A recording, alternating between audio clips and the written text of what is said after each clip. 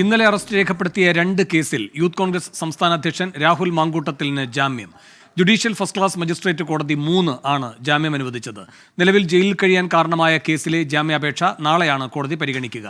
AV Jaishankar തിരുവനന്തപുരത്ത് നിന്ന് ചേരുന്നു. കൂടുതൽ വിവരങ്ങളുമായി ജയശങ്കർ, 2 കേസുകളിലാണോ ജാമ്യം നൽകിയിരിക്കുന്നത്? എന്താണ് വിശദാംശങ്ങൾ?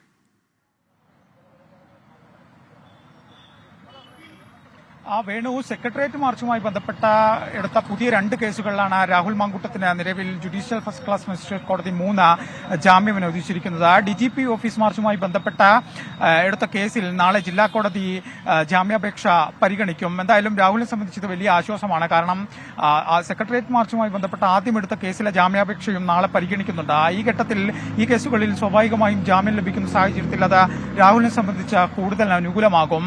കേസുമായി ബന്ധപ്പെട്ട എല്ലാവിധ സഹകരണത്തിനും തയ്യാറാണെന്നാണ് രാഹുൽ കോടതിയെ അറിയിച്ചത്. എന്തായാലും കോടതി നിലവിൽ സെക്രട്ടേറിയറ്റ് മാർച്ചുമായി ബന്ധപ്പെട്ട പുതിയ 2 കേസുകളിൽ ജാമ്യം അനുവദിച്ചിരിക്കുന്നു. രാഹുലിനെ കോടതി നടപടികൾ പൂർത്തിയാക്കി അല്പസമയത്തിനകം തന്നെ പുറത്തേക്ക് കൊണ്ടുവരുമെന്നാണ് നമ്മൾ പ്രതീക്ഷിക്കുന്നത്.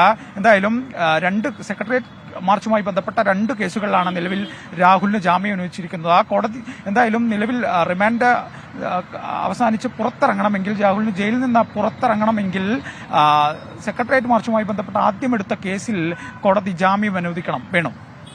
AV ജയശങ്കറാണ് തിരുവനന്തപുരത്ത് നിന്ന് വിശദാംശങ്ങൾ നൽകിയത്.